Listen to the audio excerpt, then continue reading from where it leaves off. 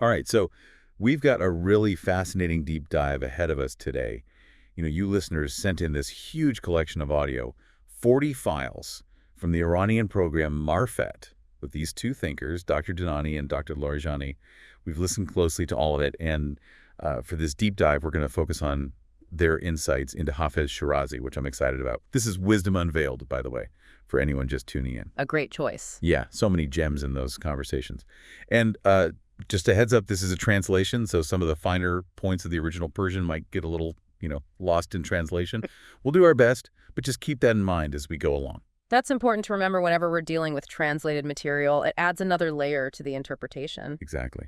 So are you ready to jump into the world of Hafez with Dr. Dinani and Dr. Larijanii? Absolutely. I think their discussions on Hafez offer a really unique lens through which to view his poetry.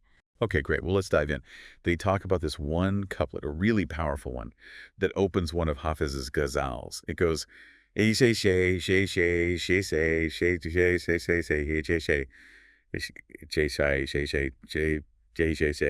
translates to, those who turn dust to gold with a glance, might there be a sidelong glance for us? Such a striking image right from the start, turning dust to gold with just a look. Yeah, that first line really grabbed me. Dust to gold.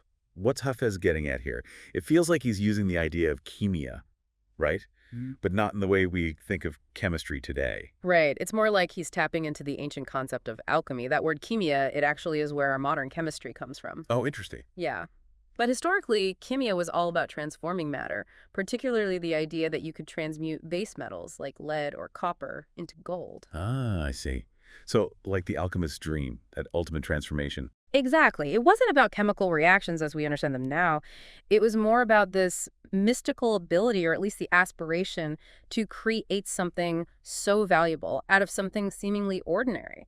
So when Hafez uses dust, something even more basic than a base metal, and says it can be transformed into gold with just a glance, it seems clear he's not talking about some literal scientific process. Absolutely. It's a metaphor, and a brilliant one at that. Both Dr. Dinani and Dr. Larijanii talk about how Hafez is pointing towards spiritual alchemy here. Spiritual alchemy, I like that. So the dust represents the human soul in its unrefined state. It could be mired in the mundane, lacking true knowledge, or distant from the divine. And the gold, well, that symbolizes spiritual enlightenment, inner richness, a state of faith. Right, so this transformation isn't about material wealth, but about achieving a higher state of being. Precisely. It's about refining and elevating your inner self, moving from ignorance or spiritual poverty to a state of awareness, knowledge, and connection with the divine. That's the ultimate transformation Hafez is talking about. Okay, that makes sense. But who are these incredible individuals who can perform this spiritual alchemy? Who can turn this dust into gold with just a look? They must be pretty special. They are. Dr. Dinani and Dr. Larijanii referred to them as the Kimiya-ye, the alchemists in this context. And they point out that in Hafez's world, these are the spiritually realized beings, often called the Aliyah, meaning the friends of God or perfect human beings. Friends of God, that's a powerful title. It is. They are the ones who have reached a very high level of spiritual understanding and closeness to the divine. They radiate a sort of spiritual energy or power that can uplift and guide others on their own paths. So think prophets, imams like Ali or other enlightened figures throughout history, those kinds of people, right? Exactly. And the idea is that their presence, their spiritual attainment, can act as a catalyst for transformation in those around them. But it doesn't sound like we could just sit back and wait for this transformation to happen to us. We have to put in the work too, right? Oh, absolutely. Both Dr. Dinani and Dr. Larijanii emphasize that just as traditional alchemy was thought to require specific knowledge and effort, maybe even some divine favor, this spiritual alchemy needs both the grace and guidance of these spiritually advanced beings and the individual's own commitment to growth and seeking. So it's a two-way street. We need help from above and our own inner striving. You could say that. It's this dynamic interplay between external guidance and internal effort that leads to true spiritual transformation. And Hafez, by specifically choosing dust, kak, seems to be really underlining the power these alchemists have. Like, he could have said lead or copper to represent our base state, but he chose dust. That feels deliberate. I think you're right. By starting with something as fundamental as kak, dust, he's really driving home the immensity of these individuals' spiritual power. It suggests they have this ability to transform even the most basic, most seemingly insignificant thing into something precious. It's like he's saying, look, their ability goes even beyond the conventional idea of alchemy. Right. Dr. Larijanii talks about how Hafez is emphasizing the miraculous nature of this transformation. It's not just about refining something that's already valuable. It's about turning something seemingly worthless into pure gold. That really highlights the incredible potential that exists within each of us, I think. Absolutely. And that potential is what Hafez is inviting us to realize. So we have this image of these extraordinary beings who can elevate others with their spiritual presence. Then comes the second part of that first line. Enchi might there be a sidelong glance for us? It's almost like a plea, a desperate hope. What does this Goshe-ye Chashmi, this sidelong glance, symbolize in Hafez's poetry? It represents this deep longing within the seeker, this yearning for the attention, the blessing, even a moment of grace from these spiritually realized individuals. It's the recognition that even a subtle gesture from them, a brief moment of connection, could be enough to spark a profound inner awakening. So it's not just about seeking knowledge or teachings, it's about seeking a transformative experience. Exactly. And it speaks to the power of these individuals. The idea is that their spiritual energy is so potent that even a small amount directed toward us can have a huge impact. Like a seed being planted. That's a great way to put it.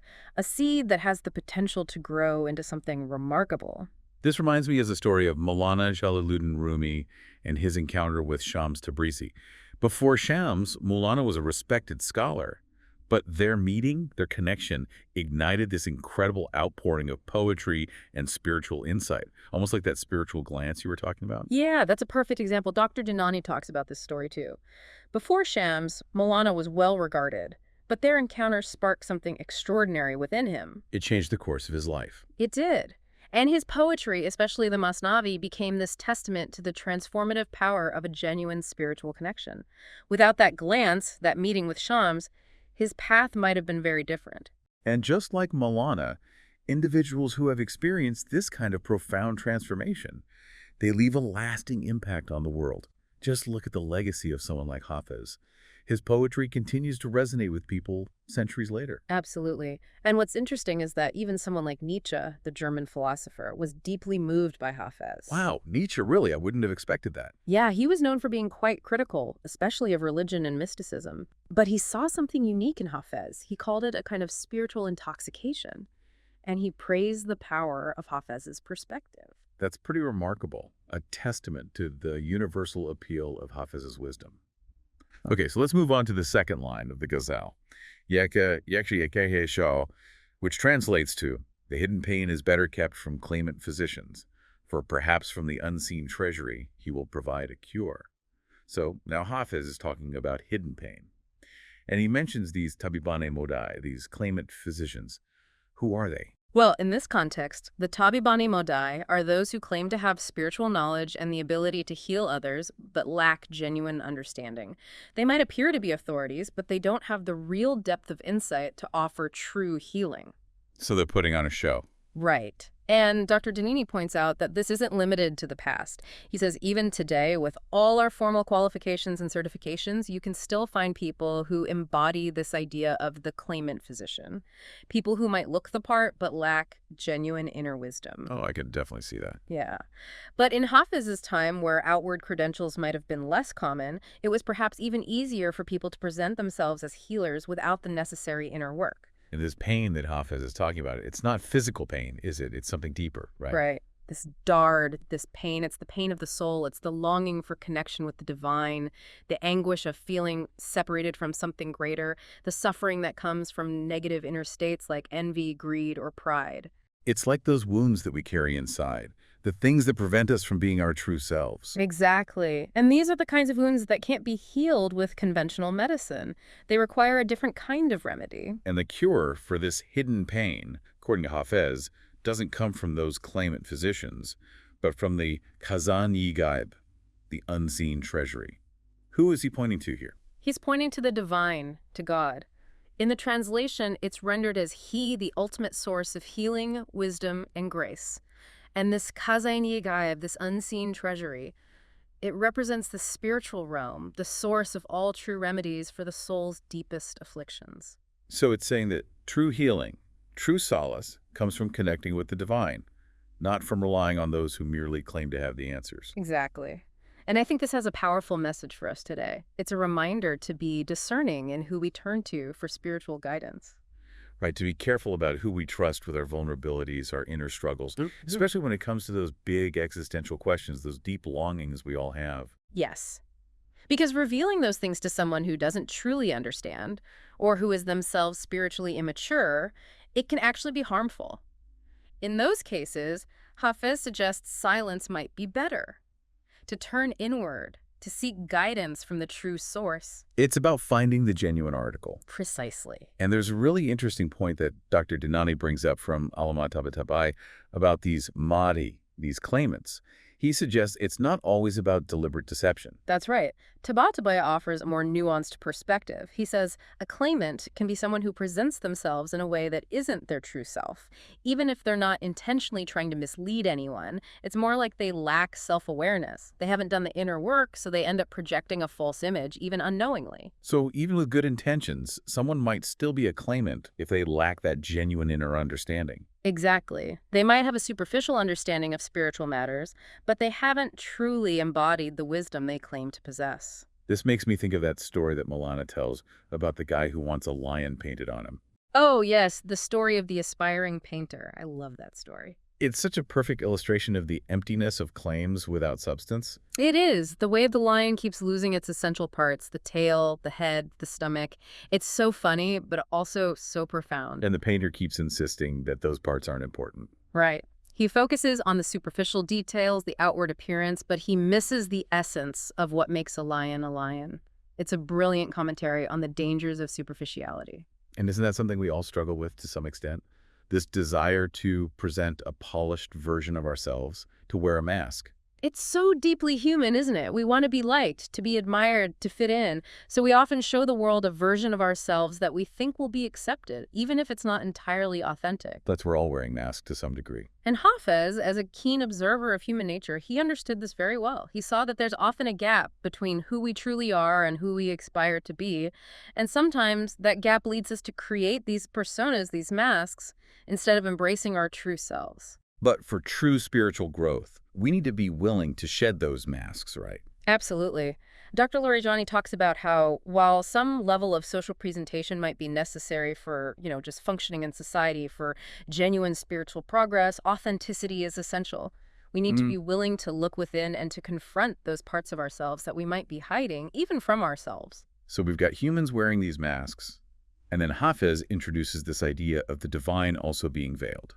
Yes, but for a completely different reason. Right, because with humans, the mask often conceals a lack of authenticity. But the divine veil, it serves to protect us. Exactly. The divine, in its absolute infinite form, is beyond our human comprehension. Dr. Dinani says that if the divine were to fully reveal itself, it would be too overwhelming for us, for all of creation. It's like looking directly at the sun. It would be too much to handle. Right. So the divine veil is a kind of mercy. It allows us to experience the divine in ways that we can grasp without being completely obliterated by its power. So we experience the divine through its manifestations, right? Like through nature, through beauty, through acts of kindness, through those spiritually realized individuals. We see glimpses of the divine through these things. Yes. And these glimpses, these mazahir and yalva, as they're called, they're like reflections of the divine's attributes. Each one offers a partial understanding, a way for us to connect with something larger than ourselves. It reminds me of that analogy of the people in the dark room touching the elephant. Ah, yes, a classic. They each encounter a different part, the trunk, the leg, the tusk, and they each form a different idea of what an elephant is. It's like that with the divine. We each perceive it through our own limited lens. And our hikayat, our stories and descriptions of the divine, they're inevitably shaped by our tasavvur, our limited human imagination.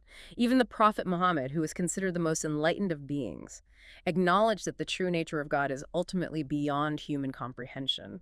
So we can try to understand, we can seek knowledge and guidance, but ultimately the divine remains a mystery. A glorious mystery. A glorious mystery. Maybe that's part of the beauty of it. Perhaps. So at the end of the day, what Hafez seems to be saying is that while many people might claim to have all the answers, to be spiritual authorities, true understanding comes from our own sincere seeking and from connecting with that ultimate source, however we understand it.